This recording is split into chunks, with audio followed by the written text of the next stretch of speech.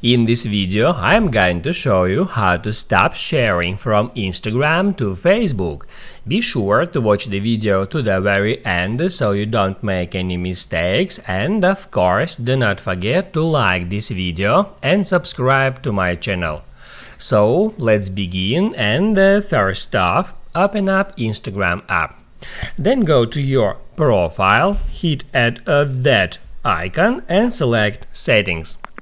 On Settings, tap at Account and then tap on Sharing to other apps. Towards the top of the screen you can easily find the Facebook, just tap on it, and that's where you can set up sharing across your profiles. You can enable or disable sharing your stories, posts and reels by toggling on or off that switches. Just if you want to stop sharing from Instagram to Facebook, just turn them off. Now you can write down in the comments below if you have any questions about that tutorial, and also I recommend you to check out my Instagram and Facebook tutorials playlists, which you can easily find in the description.